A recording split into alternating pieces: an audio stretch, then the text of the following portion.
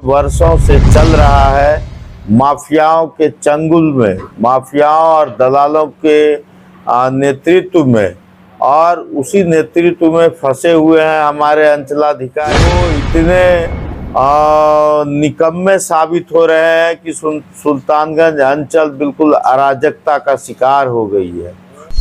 तो इस जमीन में जिस डीड नंबर का इस्तेमाल किया गया है, वह डीड नंबर जो है भागलपुर की जमीन का डीड नंबर है 5787। इससे घनघोर आपको कोई दूसरा उदाहरण मिल नहीं सकता अराजकता का और भ्रष्टाचार का।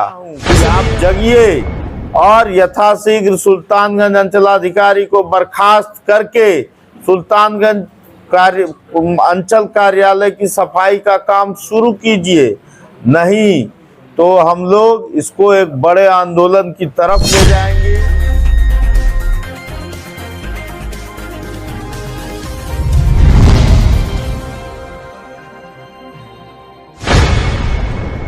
बिहार का बड़ा जमीन घोटाला। दलालों ने बेच दिए नकली दस्तावेज बनाकर पहाड़ की जमीन, रेलवे की जमीन। अब माफियाओं की नजर आम जनता की जमीनों पर। सुल्तानगंज अंचल में माफियाराज और भ्रष्टाचार चरम पर, आम जनता परेशान।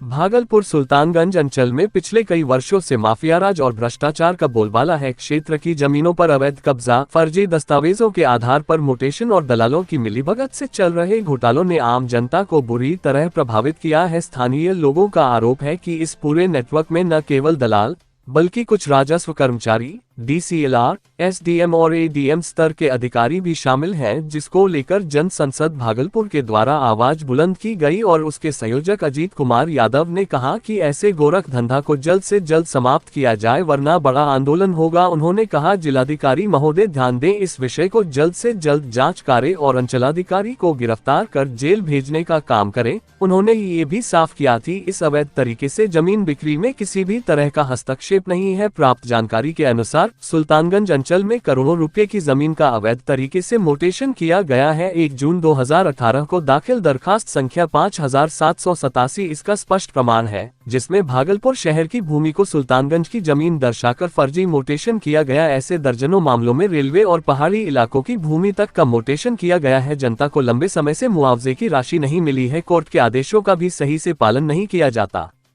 ग्रामीणों का कहना है कि आरटी के माध्यम से जानकारी मांगने पर भी जानकारी नहीं दी जाती। जमीनों पर कब्जा करवा कर पैसे की वसूली की जाती है, लेकिन पीड़ितों को वर्षों से राहत नहीं मिली। स्थानीय नागरिकों का आरोप है कि वर्तमान अंचलाधिकारी इस पूरे भ्रष्ट तंत्र के केंद्र में हैं। वे पिछले 6 वर्षों से अधिक समय से पद पर बने हुए हैं और पूर्ववर्ती सीईओ के बाद लगातार सेवा दे रहे हैं। यही वजह है कि पूरे अंचल में अराजकता बनी हुई है और आम लोगों की सुनवाई नहीं हो रही। जनता ने जताई नाराजगी, आंदोलन की चेतावनी। क्षेत्रीय जनता ने प्रशासन से मांग की है कि एक जिला स्तरीय जांच टीम गठित कर माफिया, दलाल और भ्रष्ट अधिकारियों के खिलाफ सख्त कार्रवाई की जाए। लोगों ने चेतावनी दी है कि यदि शीघ्र उचित कदम नहीं उठाया गया तो वे आंदोलन का रास्ता अपनाने को मजबूर होंगे।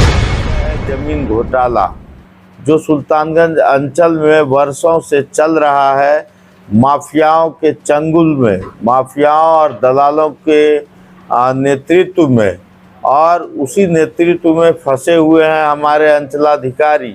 मैंने कई बार उनको आगाह किया कि आप न्यायाधीश के रूप में बैठते हैं शनिवार के कोर्ट में, आप न्याय के लिए फैसला दीजिए, लेकिन वो इतने निकम्मे साबित हो रहे हैं कि सुल्तानगंज अंचल बिल्कुल अराजकता का शिकार हो गई है। अभी जिस डॉक्यूमेंट की मैं चर्चा कर रहा हूँ, हालांकि उससे पहले आप लोग जान ही रहे हैं कि सुल्तानगंज में एक पहाड़ी है, उसका भी मोटेशन कर दिया गया। सुल्तानगंज में रेलवे की ज़मीन है, उसको भी रैयती ज़मीन बनाकर बेच दिया गया।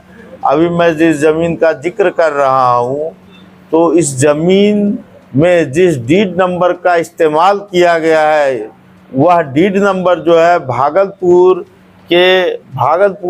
की ज़मीन का डीड नंबर है 5787, और उसके आधार पर 5787 1 जून 2018 की तारीख पर यह डीड की गई थी भागलपुर में, और यह जमीन भागलपुर के मुकुटधारी अग्रवाल से संबंधित है। और उस डीड नंबर पर सुल्तानगंज नगर की जमीन, सर्वे वार्ड संख्या 7 की जमीन का मोटेशन कर दिया जाता है। इससे घनघोर आपको कोई दूसरा उदाहरण मिल नहीं सकता अराजकता का और भ्रष्टाचार का। इसलिए मैं आप लोग के माध्यम से जिला प्रशासन से आज यहाँ यह अपील करने आया हूँ कि आप जगिए और यथाशीघ्र सुल्तानगंज अंचलाधिकारी को बर्खास्त करके सुल्तानगंज अंचल कार्यालय की सफाई का काम शुरू कीजिए। नहीं तो हम लोग इसको एक बड़े आंदोलन की तरफ ले जाएंगे और अगर हमें बड़े कोर्ट, हाई कोर्ट भी जाना पड़ेगा तो हम वहां भी जाने का काम करेंगे। लेकिन अगर आपने सुल्तानगंज अंचलाधिकारी को बर्खास्त नहीं किया और जांच नहीं करवाई, सुल्तानगंज से दलालों और माफियाओं को समाप्त नहीं किया, तो हम एक बड़े आंदोलन की तरफ बढ़ने का काम करेंगे और रुकेंगे नहीं हम लोग। बिल्कुल उनकी संलिप्तता है। आप देखिए कि पिछले 6 वर्षों से वो सुल्तानगंज में है, पहले बतौर आरओ, फिर प्रभारी सीओ, फिर सीओ। उन्हीं की पोस्टिंग वहां क्यों होती है?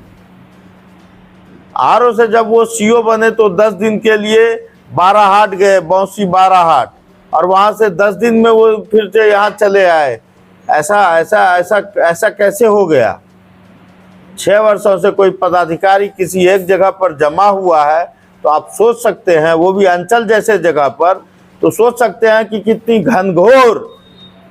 घनघोर अराजकता वहां फैली होगी, जिसको सुरक्षित करने के लिए, जिसकी देखरेख करने के लिए उस अंचलाधिकारी की फिर से वहां नियुक्ति करवाई जाती है। और जो माफिया काम कर रहा है वहाँ, जो दलाल काम कर रहा है, उसके पैर न सिर्फ सुल्तानगंज अंचल में है बल्कि डीसीएलआर कार्यालय, एसडीएम कार्यालय और एडीएम कार्यालय तक वो अपनी पैरवी पहुंच होने का दावा करता है। और वह यह भी दावा करता है कि मेरा कोई कुछ नहीं बिगाड़ सकता, इस अंचलाधिकारी का कोई कुछ नहीं बिगाड़ सकता।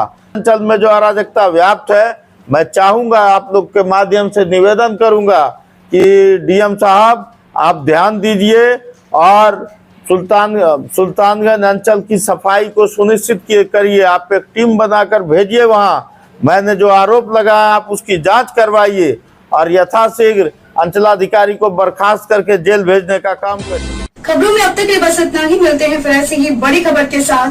तब तक के लिए नमस्कार और देखते रहिए लोकल टीवी न्यूज 24/7। आप देख रहे हैं लोकल टीवी न्यूज 24/7। सब पर नजर, सबकी खबर।